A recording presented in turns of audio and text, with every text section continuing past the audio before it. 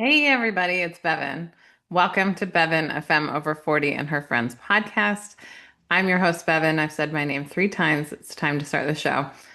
For those of you watching the video, I am wearing one of my grandmother's I guess it's like a fur stole, but it's actually a fur collar that's meant to go on a coat.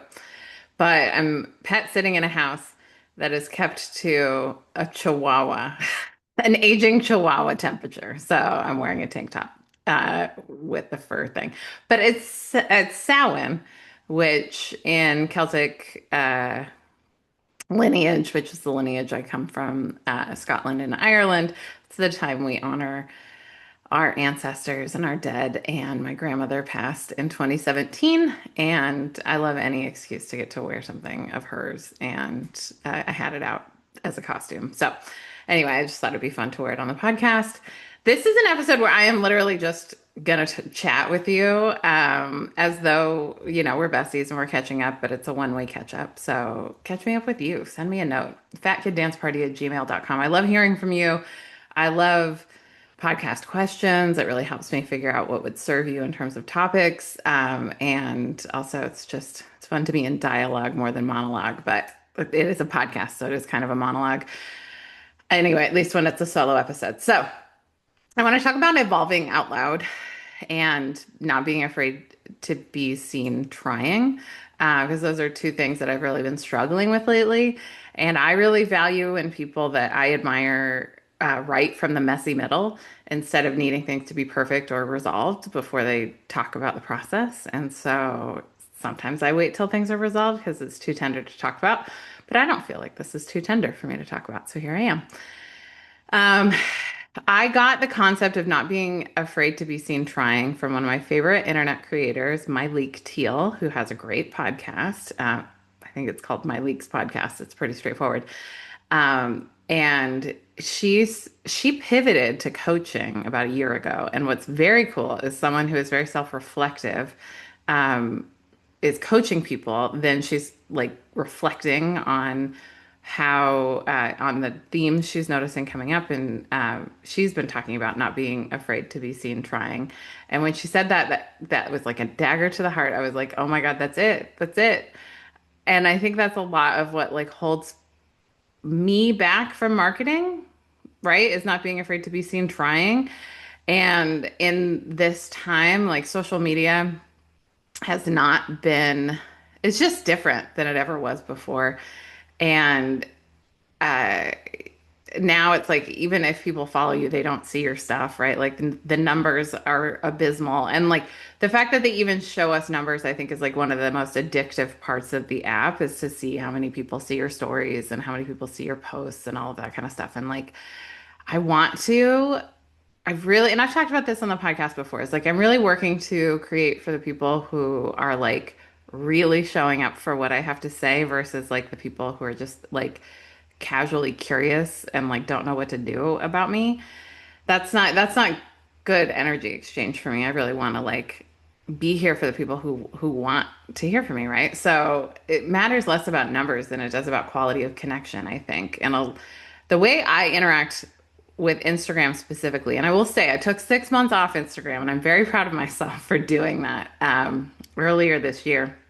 And then here was the big, and what's funny is when I took that time off Instagram, I replaced that with other things, because when you want to stop a habit that doesn't serve you, you need to fill it in with something else. I also want to describe like this very dramatic lighting that's happening in the video for those of you watching. I'm at a house that has, it's like on the water and it's afternoon. And so the sun is starting to dive low in the sky and it's like really shining in. Plus, it's amplified by the water. And it was cloudy when I set this all up. And here it is. The sun is a changing celestial object, as is the sky. So, or the sky is ever changing. So, whatever, we're going to deal with it. And it's so fun. And this lighting is so drama.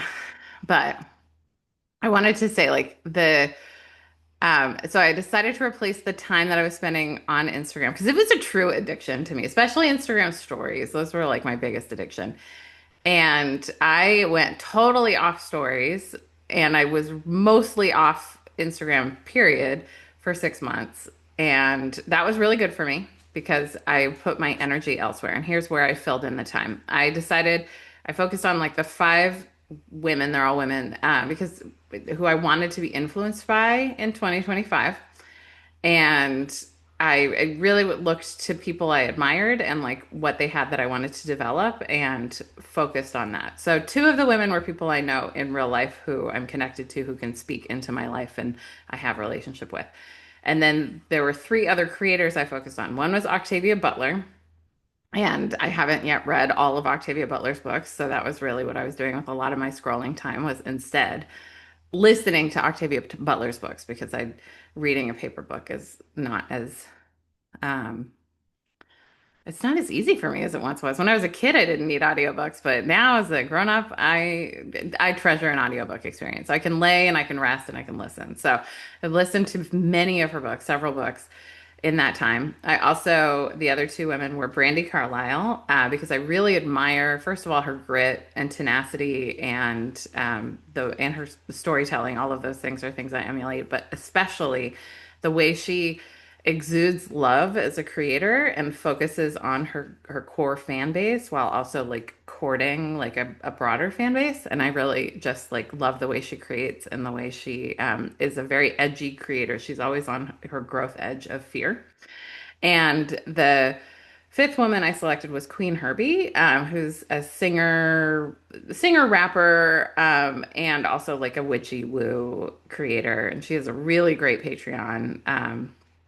Brandy Carly also has a really great fan community called the Bramley, and they just started a new app. So I'm like very interested in like how creators create community around the creation, right? And I think there's a lot to that.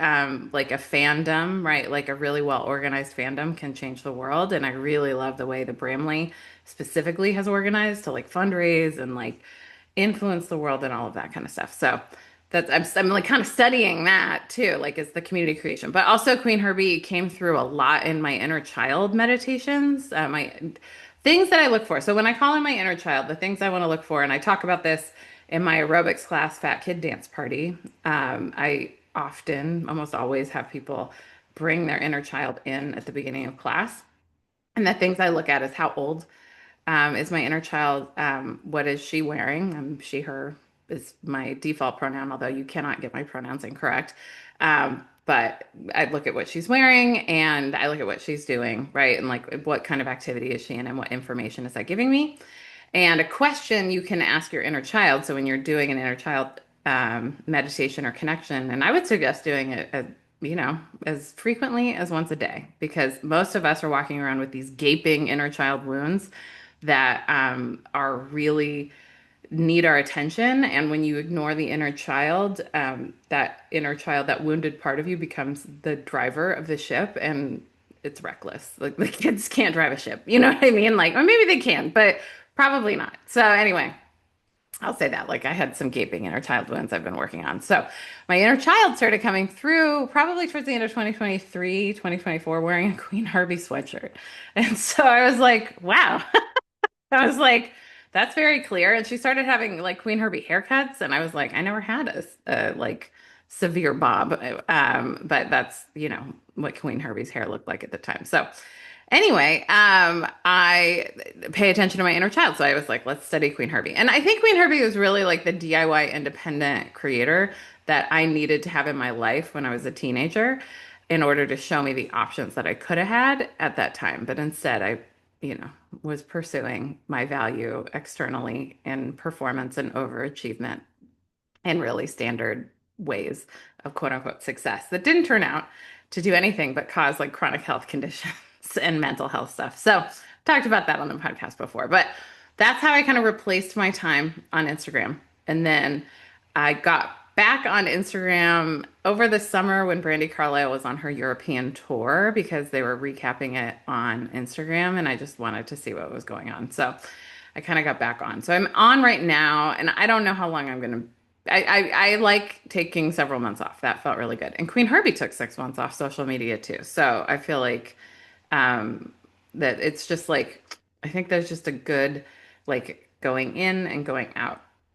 I got really interested in the Wheel of the Year as like a concept. And I know it's like it's rooted in paganism, which I actually don't even like that term. specifically for it because it makes it like I think it tries to align too much with like organized religion, the way like we categorize things in like our our colonized minds, right? Like I don't think it really is. Like I think it's nature-based spirituality that's based on the cycles of the earth, which, for some they may identify that as paganism. I just think it's like the way my ancestors did it for like a long, long time, thousands of years. So, um, and recognizing the names that they call that and like the various energies that they call in at those times, right? So right now is Samhain, which is considered the new year. And what's interesting is it's like the new year, but it's the time we start going inward. It's like the trees are releasing their leaves, which in North America this is Scorpio season, which I think like the way that the trees release their leaves is like showing the bare bones of the trees. It's showing like what's underneath. And like Scorpio is the deep diving mermaid of the zodiac, where like it's the detective of the zodiac. I have a Scorpio moon, so I really identify with that energy, especially emotionally, right? So anyway, this is that time of year. And then we get into Yule, which is, of course, the same time as Christmas. It's winter solstice. And then we move into Imbolc, which is around February 1st-ish. But really, Imbolc means in the belly. And that's when the sheep were pregnant and they started creating milk. And so that's like, there's a lot of milk in that holiday and like how the offerings work. And then there's more. So I've just been like really like it's almost like I was curious about what the wheel of the year was and like I knew the term Samhain and like but I just didn't fully understand it. But like, now that I'm in like doing more work studying my ancestors both from like cognitive knowledge, like what's available to me to understand. I have friends who are it's the teacher appears. Like when the student's ready, the teacher appears. And literally on Samhain last year, I've been going to the spiritual circle now for a little over a year. And she led the Samhain circle last year. And she had just gotten back from Ireland because she had finished a 4-year ancestral study course where she apprenticed learning about like Irish ancestry and deities and like landed all of the things, right? Like all the things that normally, not normally, but like that in a not colonized experience, like our ancestors and our grandparents and our parents would have taught us, right? Like because that's just how they lived. And now we do things like things are just so different now in a way that like it has never existed like this on the planet before. And I talk about this on the podcast a lot, like how like the velocity of change that we're living through is unprecedented. um, Things have never been so different from like 2 generations to now, like just think about how much change has happened in the last 20 years. It's nuts. It's fast and it's only getting faster. But the cool part about globalization and the internet is that like, I mean, I don't love colonization. I think the legacy of white supremacy is horrific. And I do love the interconnectedness of globalization and the way we have so much more diverse access to knowledge and resources in that way, and the collective organizing power that we have from the internet. So, my hope is that we continue to um, develop community and connection both in person and online and organizing in both of those ways. The people united cannot be defeated. So anyway, the wheel of the year, right? So like I got curious about it, and it's kind of like the way I got into spirituality was like I got curious about it, and then I just started taking action and learning more. And then it's like a door that can never be closed, right? Like I've seen what I've seen, I know what I know. And so I was like, oh, I want to start honoring the wheel of the year. I want to start knowing more about it. And then as I've gotten into it, it feels so resonant and it's so right in my body. And like, I want to just um, acknowledge, hi, and babysitting a Chihuahua. And so he's giving me a little wine right now. So I'm going to be petting him. Um, so anyway, the beauty of a wheel in the year and like the beauty of full body resonance is like I just think in these times if it's not a full body yes, it's a no from me because like I don't have time to waste or energy to waste on ambivalence. and not really liking something, and not really being like a full yes to something, I think we really get distracted from like our true purpose by all the things that are like kind of a good idea. You know what I mean? Like, why not just wait and like savor the energy and like prioritize like the full yes, right? Um, Anyway, so I'm so grateful that I followed my intuition and my pull to honor the wheel of the year because it feels so natural to like be focusing on like the earth cycles. So this is a time of year where we go inward. And then once we hit Yule, I learned from the same teacher. Her name's Hara. She doesn't want to be on my podcast. I've asked her. She's like, we can talk into hairbrushes in the forest and pretend like we're on a podcast, but she doesn't want it, which I think is great. I love people who have a strong no. But she's taught me so much, and so I'm just going to teach you from what she's taught me. And so she taught me about this time of year right around the winter solstice on through like around January 6th, right? Like there's a lot from like Christmas, and I'm putting that in quotes, that is like derived from what was already existing. And so it's like this like time of year where our ancestors have so much access to us and like that we're supposed to be real still. So in conjuring like how I want my Yuletide season to look, and I'm a Christmas Eve baby. I do really love that time of year. But my parties are kind of done once Sagittarius season is done, and then like Capricorn season is like is not yet seed planting, but it's knowing what the seeds want to be. And then like in bulk, right? Like that around February 1st, that's when and you can tell, like as someone who has access to so much forest land and I take advantage of it by walking every day and being out in nature and very connected to nature, I notice the signs of spring. Part of it is also how I manage my seasonal affective disorder, right? And like a lot of sad, what we experience as sad is just us, our body's just needing a radical amount of rest. And the fight between like the productivity demanded by capitalism or programmed into us by capitalism versus just allowing our bodies to be fallow, just like the land. But the land begins to stir as the lambs are in the belly, right? Like that's when the land is stirring. That's when crocuses are starting to poke out, right? When the buds are forming. So that's like the time of year, like when the seeds are ready to know like what wants to be planted. So, right. So like I did that and I really like I had a beautiful pet sit that time of year last year and I got a lot of good creative inspiration and I got a lot of good spiritual information and spiritual insight. And I rearranged my spiritual hygiene practice, which I teach for free on my Patreon page. So my Patreon page, I talk about this in every episode, is the best way to support this podcast. Patreon, patreon.com/FKDP, which stands for Fat Kid Dance Party, which is my aerobics class for anyone who feels left behind by mainstream fitness. If you've ever been called too much, too fat, or felt too awkward to dance, mine is the supportive class for you. It's also high key and inner child healing. It's also high key, like a grief practice. Like I offer a lot, especially like because I've been producing this membership now for 6 or 7 years. Like there's so much in there and there's so many great videos. And I did a spiritual self-care curriculum, which is very robust.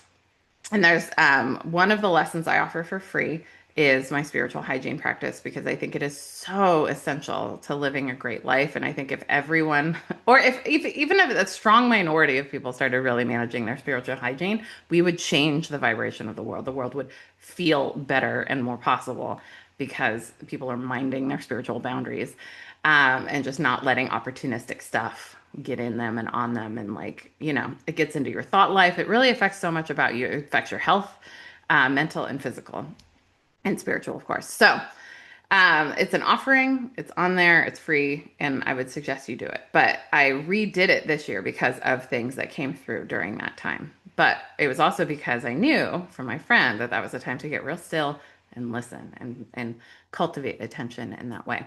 And I'm really looking forward to this time this year because I think there's some important scaffolding that my spirit team is doing for me to prepare me for the next chapter or really next book in my life. They've said it's not a chapter we're closing, it's a book. We're doing a whole new book now.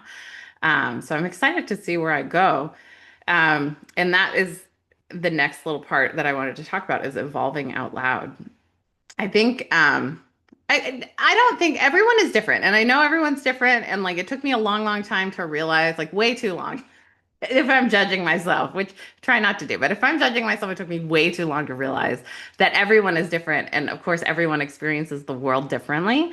And the way I am, and like how ambitious I am, and how rooted and like slow I move in life. Like it took me 5 years to decide to get bangs. You know what I mean? Like some people change their hair on a whim. I'm whimsical like in aesthetic and the way I dress and like that kind of stuff, but I don't do things on a whim. I think about things, and I probably am drawing a partner in life and friends who support um support more spontaneity. But as an earth sign, I can get really rooted into like, this is how it's always been. This is how I am. And as a very traumatized child, someone who certainly has the PTSD, right? And or has experienced it. I would say, like, I think I've really worked and healed this nervous system of mine. She is a calm system now. But as someone who like really needed other people to stay the same in order for me to feel safe, now I've like rearranged everything where like I feel safe. I'm safe in here. I do my work to feel rooted and safe no matter what's going on around me. And I can love and adore all of the evolution that I experience around me. Right. So now I've recognized everyone evolves, everyone changes at their own pace. It took me forever to realize that my mother, who was a water sign, a Cancer, she changes her hair all the time. And her glasses too. Like her aesthetic, like you look at family photos, my mom's aesthetic is always different. Always different. Um, Mine is not. Mine is a very static aesthetic. Like once I figured out how I always knew I wanted to look like a cartoon. I just couldn't figure out what the cartoon was and like how it looked. And now I look like I want to look. Style is being yourself on purpose. And that can change a lot, right? Like, listen, I'm not a Gemini. I don't have a lot in Gemini. Like, Geminis change a lot. That's like kind of what they're known for, right? They're curious, they experiment, right? And there's a lot of curiosity in, in my life, and it's something I've had to learn how to lean into, is just to how to be curious because it's so much easier on on me to be curious than it is to be afraid. And like I think there's like fear kind of keeps us in our little boxes. Like we're definitely socialized to conform for our belonging, and belonging's a human need. Like wanting to fit in, quote unquote, is so different than belonging. Of course, this is Dr. Brene Brown, a Scorpio, who teaches on this, but basically like fitting in is like you needing to be away in order to be part of a thing, and belonging is you already are part of this thing and you get to be you. And so I want to learn to love more and continue to improve my loving, and and just kind of allow things to be, and allow things to just continue to evolve and show up. And just what a privilege it is to be at the lunchtime of life and have witnessed so many people I love evolving, and like also witness like the way my relationships with people evolve, and like the ways in which like people are in your life for a reason, a season, or a lifetime, right? And the lifetime people become more sacred the more it's revealed that some people were just season people, which is a shame when sometimes you thought it was a lifetime person and it was a reason person or a season person.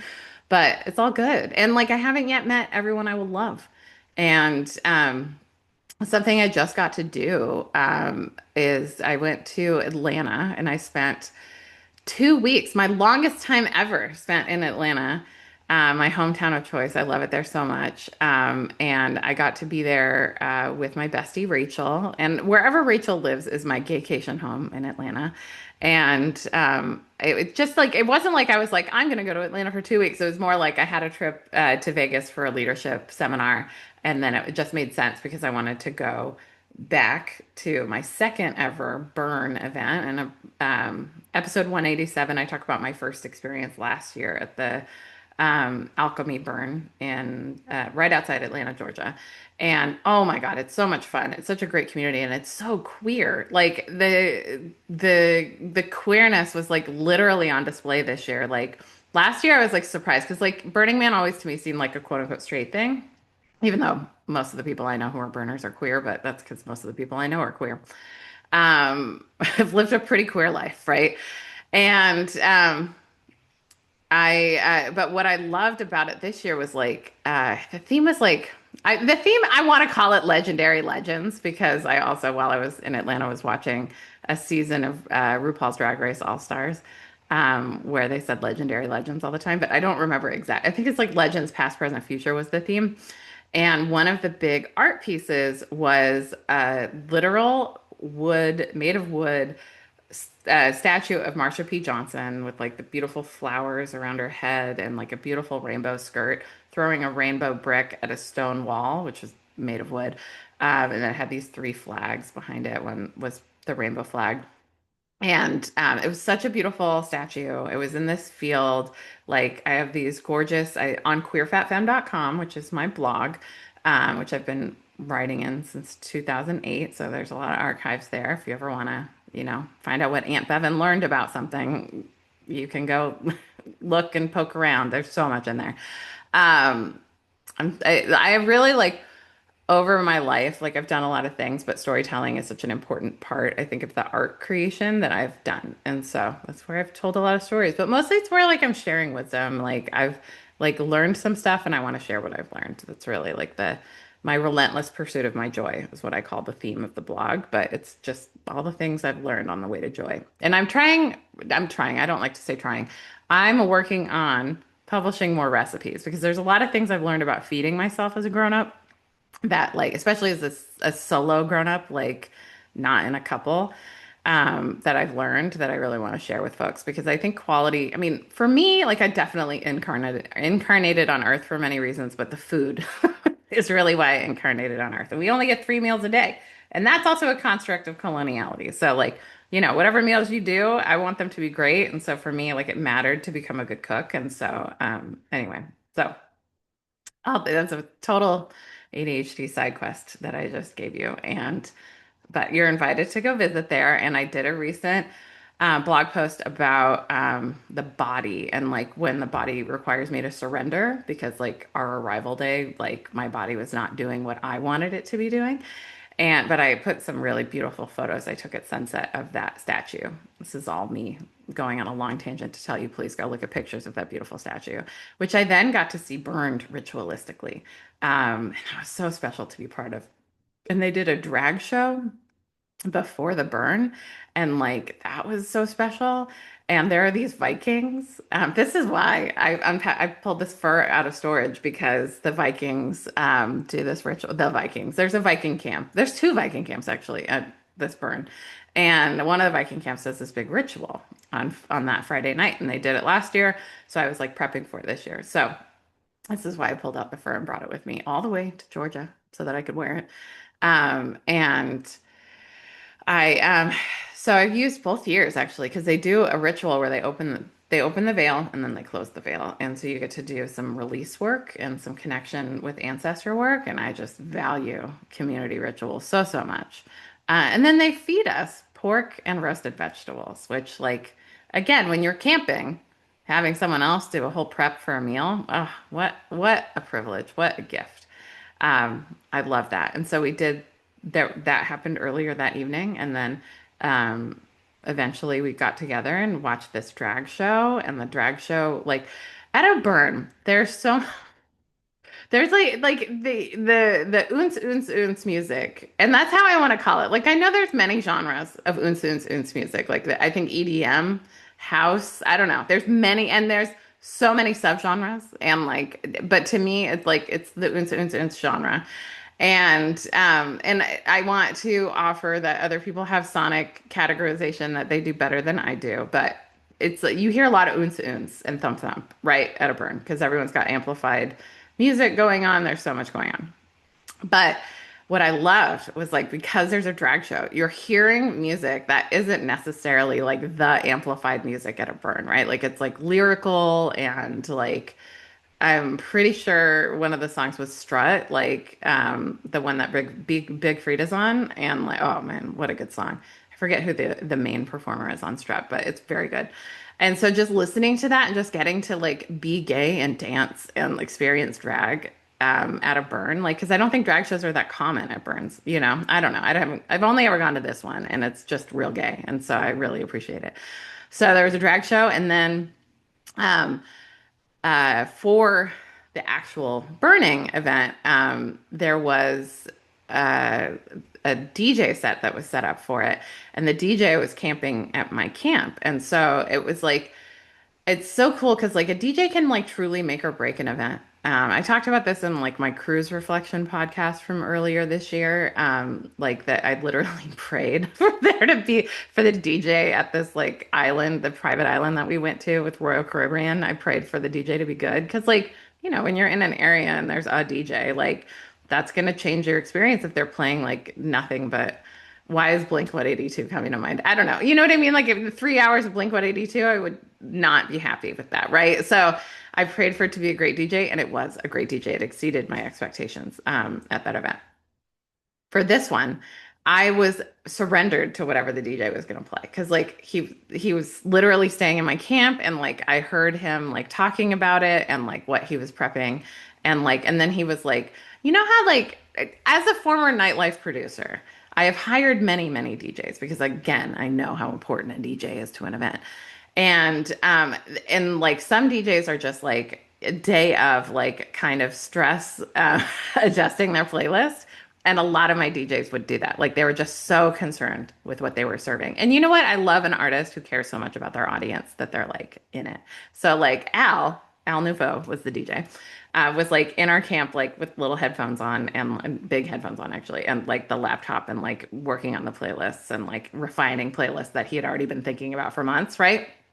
So I was like, but I was surrendered to it because I was like, this is my new friend. And like, again, we haven't yet met everyone we will love. And like the moment I met Al, I was like, it was like sparks and hearts. I was just like, this is an incredible human. I'm so grateful we get to be incarnated on the earth at the same time and that we have finally intersected.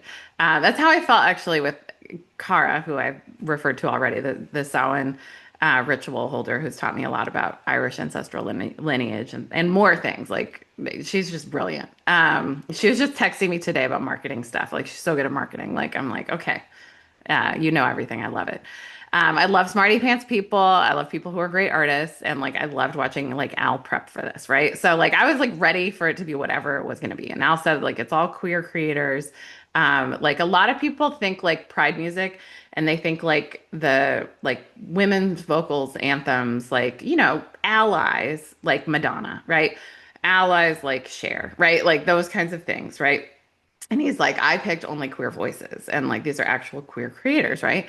So I was like excited to see like who might or to hear who might be in this playlist. I didn't even know how good we were gonna have it. Like it blew me away. This is like truly, I think, like a highlight of 2025. Like one of the best nights of 2025 was listening to this set while this beautiful sculpture burned because everything's temporary. And that's kind of one of the beautiful things about a burn. It's like it's a big fire ritual and it's like a release and like it just getting together to watch big fires and to like camp near each other just like feels so ancient to me because like that's something that like my ancestors would do is like you would just go to like big wheel of the year festivals to like mark the change at that time of year and like this time of year is a big fire time of year because you're like clearing things and like burning up what needs to be burned up before it's too cold and frosty and snowy to burn things, right? So anyway, so listening to this, the first song in Al's set was a Katie Lang song, was Miss Chatterley. And like Rachel looked at me and she's like, this is Katie Lang. And I was like, no. And I love Katie Lang, but I'm not like super versed in like the deep Katie Lang stuff, but certainly it was. I was like, oh my God, you're right. And like also, again, someone I've known Rachel in person for 20 years and online, like we met online like for 23 years. And like I didn't know I didn't know how deep she liked Katie Lang. But then she's like, yeah, I got really into Katie Lang because she's like my type. And I'm like, oh yeah, she's definitely your type. Rachel's dated a lot of people who look like Katie Lang. So anyway, I was like, oh, that tracks. So anyway, it was like Katie Lang. It was more Big Frida, like Big Frida, not just one time in a night because of a drag performance, also more Big Frida. Scissor Sisters, and then when Pink Pony Club started playing, I almost died. It was just like so good. And like last year, and you'll hear this in episode 187, like when I'm talking about the burn, I was like so obsessed with getting these DJs to play Pink Pony Club, the song of 2024, on their big sound systems and no one would play it for me. So anyway, it was just such a gift from the universe, this wonderful experience. And like also just a gift from the universe to like meet a new person who's like so exciting to just know. And like also Al and I have the same favorite Dolly Parton movie, which is Best Little Whorehouse in Texas. If you haven't seen it, I highly recommend it. It is so good. It has a little Christmas content because Hard Candy Christmas is in the movie, but it's not a Christmas movie. It's kind of like how Sleepless in Seattle technically isn't a Christmas movie, but it's got a little Christmas content at the beginning. So it feels festive, right? So, and this is just me saying you can watch it any time of year. It is such a great movie. Hello, Sweet Chihuahua Man. Okay, so we're talking about evolving out loud. And I just want to say, if anyone out there relates, that it has been hard for me to talk about like new stuff I'm doing because I'm like, I feel like it's just like I'm constantly changing. And I'm reminded of something I learned in Leah Garza's class, the Akashic Mentorship, which is that I'm never changing. I'm just becoming more myself, which is a Joyce Carol Oates quote. And something that I've shifted into doing that I did not see in my bingo card for this lifetime is psychic readership, which like I've talked about on this podcast before that like I like being psychic and like not gaslighting the things that I know and my inherent knowing has been like a growth area for me, right? And like I think developing intuition, which I've also done some episodes on, is about imagination and self-trust, right? And I didn't think that I was going to be in readership for people, like doing Reiki healings, sure. Doing business brainstorm sessions with people, sure, right? And like trusting my intuition to like be part of that and trusting my intuition as like an aerobics instructor. But then also like straight up just sitting and like connecting to people's even dead loved ones. Like I was kind of like, I don't know if I want to do mediumship. Like, I don't know if I want to connect to dead loved ones. But like mediumship is so much more than just dead loved ones. It's also like earth spirits and like things that come very easy to me to connect to, right? So, um, anyway, so I started developing my mediumship probably about 6 or 8 months ago when I got a reading from someone who said it's time for you to start developing. And I was like, and then there was a path, right? Like this very cool medium who's like fully tattooed and so fun, and queer. Like she lives in Indiana of all places, right? So but I started developing with her, and then I got the opportunity. Leah Garza started her first ever relational Akasha class. So it's like Akashic Mentorship Level 2. And I didn't know it was coming, and I didn't know I was going to do it, and I didn't decide to do it till the very last minute, and then I did, and it has like blown me open. It's like I feel like it's like sometimes I grow at a pace that I can't even understand. And sometimes the scarcity monster comes up about like, oh my God, how am I ever going to be in a partnership or a relationship with someone given how fast and much I grow? But I tend to grow in like this zigzag side to side way, and I think the right relationship again is adaptable to the continuing evolution of everyone there, right? And I trust that not just in romantic partnership, but also something that I've really like, gosh, I'm like gratitude isn't even the right word for what I feel about my relationship with Rachel and how much she's loved me and how I've evolved so much and like how she's so present for every version of me and like models a love for previous versions of myself that is harder for me to access because I think maybe you can relate like sometimes it's hard to love the foolish younger version of you. And that's certainly a level of evolution, right?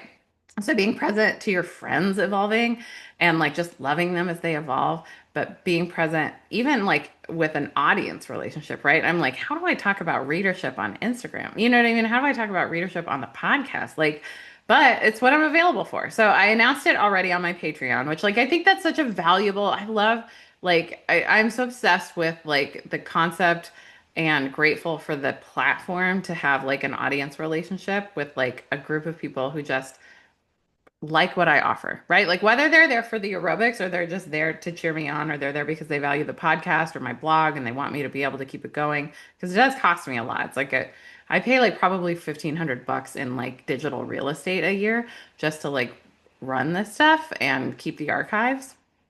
It's like it's getting more and more expensive to have a little shingle on the internet. But I'm grateful for it because this is like a group of people that I'm like, this is like a couple hundred folks who really like believe in me and believe in what I'm doing. Maybe they want to help me practice. Because that's the thing too, is like I'm learning these mediumship skills and like I'm learning like moment by I gotta the spirits told me I'm quote gifted and talented. They use those words in this realm. And I'm realizing now, like, as I'm like opening up more and more and doing more and more work in this, like, oh, yeah, because I come from a deep ancestral lineage of people who are healers, who are radical teachers, and who are psychics and readers, right? And so, and that's like a lineage ancestrally through the body, and then also through spirit. My soul, on my soul's level, like I've also got the readership and the teaching and the healing through that too. So it's interesting how they intersect because this is my first lifetime in this ancestral lineage. Maybe that's more information than you wanted, but hey, it's my podcast and it's a solo episode, so I'm just chattering. So anyway, it's an offering. It's in my one-on-one link, so it's in the show notes. So if you think you're like, hey, I want to have a psychic reading with Bevan, like, let's see what messages are coming through. You can come with questions to a psychic reading. You can come just with an open mind. Sometimes most of the time, I just want a general reading, like what's coming through, you know? So that's available. And I just, God, the way my like little ego self, like another ego death had to die to be like, you know, coming out as all these things. It's like every time I came out, like coming out as queer, I was just so afraid people weren't going to love me. And like I was never going to, like my friends weren't going to accept me. And that life was just going to be really hard. And in fact, life has been so great because I came out. You know, like life like has been so enriched and so fun. I definitely can see the way it has held me back in terms of like um developing a big audience, you know? Like I think I have like it's interesting, right? Like just to see people who come out later and have a much bigger audience to come out to versus people who come out earlier, right? And so you're dealing with watch the Indigo Girls documentary. I will say they do a really good job of reflecting in the way that like being lesbians and queer has affected. Emily identifies as queer, has affected like how they were treated and like their fan base and like how much access they've had to opportunities. And yet they persisted, and I'm very, very grateful because their work has meant the world to me. And yeah. So anyway, so like right, so coming out as queer, like owning fat identity and like, you know, like loving my body anyway, like that was a whole thing. Like that felt very scary and edgy to me. And like, you know, coming out as an artist, like even I remember like coming to grips with the fact that I identified as an artist was a whole threshold for me because like for so long I had gotten so much esteem outside of me for being a quote unquote lawyer because I got a law degree and practiced law, right? I do not do that anymore. That was very much outside of who I was meant to be. But right, like so like coming out as an artist and like calling myself a writer was a whole moment. And so then like I think the same thing has happened with like calling myself psychic and owning my gifts and then like readership. But like I see what's possible. I mean, again, one of the cool things about being psychic is like you can see the possible timelines and like how things flow and like seeing the way the ripples in which like me giving an empowering reading with love to someone and like the way that will hopefully help them like step into what they're meant to offer and like maybe show them some of their blind spots because again I see psychics even as a psychic person because we're always too close to the trees to see the forest. This is also why like I really value coaching and like and mentorship and things like that because like you need other trusted eyeballs to help you understand and perspectives to help you understand like where to go and how to make decisions, right? So that's kind of like what I've been like meandering through is like stepping into the wheel of the year, being willing to be seen evolving out loud, and then also being willing to be seen trying because like again, like, you know, you put things out there and you don't know if it's gonna stick. I will tell you this, like the perception too on the internet is so weird because like the way it looks like I taught a class in Atlanta because I advertised a class in Atlanta, but nobody signed up for my class in Atlanta, so I did not have my class in Atlanta. And the host for the class ended up having car trouble. I was going to show up just for the host and his girlfriend, but the host had car trouble and wasn't even going to be able to make it, so it was just going to be me and like the person who owns the bar. And I was like, why don't we just cancel? And so we didn't have it. And so I stayed home with Rachel and we ordered barbecue and I had a great day. So I had the day I needed to have. But it looks on the internet, right? Like perception, right? Like we don't know. We don't know what people are actually doing. We just know what they like put out there. So I was seen trying, but I wasn't seen failing. But I don't really see it as a failure either. You know what I mean? I think like everything is just like doing and iterating and seeing what works and what offering is needed because clearly like that class wasn't needed because if it was needed it would have happened, people would have signed up for it and we would have done it. But anyway, I think it's so interesting, like one of the coolest healing moments I've experienced recently is just like recognizing like it's all okay. You know what I mean? Like my nervous system doesn't get caught up in what's happening outside of me in the way it once did. Like I used to just be rocketing around like a ping pong ball emotionally and like um God, early September. This is like a really good healing moment I wanted to say on this podcast. Is early September.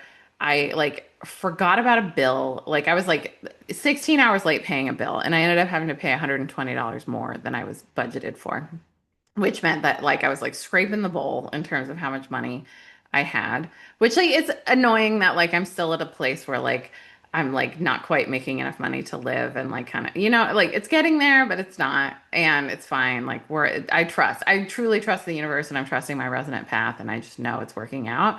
But I like went to the grocery store and I swiped my card and I did not have money to pay for my groceries and like I was like, oh, like, so it's like a moment. And for those of you who have had like poverty experiences or broke experiences, like you kind of know what it's like to like not have the money for the groceries and have to put stuff back.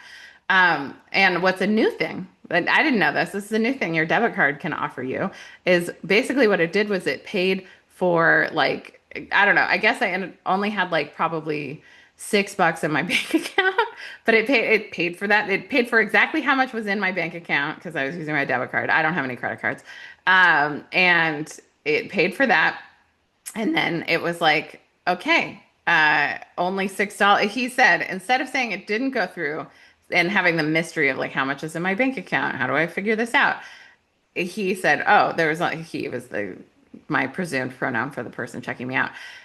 He said only $6.41 or something like that was like paid for from this. And I was like, oh, okay. So then I looked at my wallet and I had a 20, so I was able to pay for the rest of my groceries. My grocery bill was under $20. But like anyway, so I could pay for it.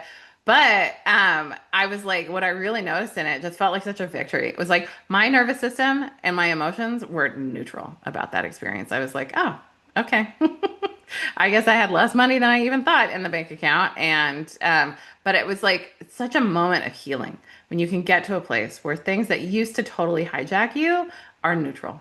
And like I feel so grateful and I feel like I've just like hit like another level in life, like where I'm like, oh, yeah, like the external stuff doesn't matter. It's not an arbiter of my value. It's not like I feel very wealthy because like I'm so wealthy in relationships. Like I just love my friends so much. Like I just have the best friends and family ever. And like I feel so supported by like my spirit team. And that's like one of the greatest and richest rewards of a spiritual path is when you can feel so supported by that team, your perpetual plus one, this like continual cheerleading that you have. Like we all, and I will say this is a message I've gotten, and I want to pass on to you is that we all have like ancestors who have survived some cuckoo bananas stuff, some other unprecedented times, right? Like people who did not have access to the internet to know what was going on, who like who knew what was going on when like a battalion marches into their town, right? So like you have this kind of wisdom and this spirit team that can see things that you can't see. And that is such a resource. And like we have that available to us. And so that's where I'm going to leave it for this episode. I hope this was fun. I hope you enjoyed sitting on the front porch hanging out with me. That's my favorite part of this podcast is just like getting to connect. Something that I've learned about this is something I really brewed on at the burn this year is that liberation is caught, not taught. And like there's just such a freedom in the culture of a burn and like the way people are very interdependent and help each other meet their needs, but are also like, it's radical self-reliance is um, one of the 10 principles, but so is gifting, right? And so it's like this, and the radical self-expression and just the way people show up as themselves, and it just feels so free to be in a culture like that, and like hanging out with people who feel the way you want to feel matters, right? And I think that like having a parasocial relationship with someone like me, that's what I can offer you. It's like I feel very liberated. Body liberation is like my thing. Like getting free from diet culture and beauty standards is my thing, and that's what I'm here to help people help people learn. It's just how okay you are, just exactly as you are, and how many gifts you have to offer, just exactly who you are. We're all supposed to be different by design. Humans, like oak trees, are all oak trees, right? Like all oak trees are different because the wind affects them differently. They look a little different. If you really know how to look at a tree, they all look different, but they're all oak trees, right? But humans are all so diverse. And I think that's our species' strength is we're all supposed to be different. And that's what we offer to the collective. And if only we could resource one another enough, we could truly, I think, solve all of our world's problems because I think we have it in the human consciousness. We just haven't accessed it because there's just a few people who are hoarding our resources that are given so freely by Mother Earth. Okay, I said I was going to stop, and I'm really going to stop now. Thank you for being here. Thank you for tuning in. And I appreciate all of you who are Patreon supporters and who support the podcast in whatever way you can. But liking, subscribing, and all of those things really does matter. It goes a long way with the algorithms to sharing my work with people who might benefit from it. So I love you. Take care. And I'll see you real soon. I've got some really cool episodes brewing.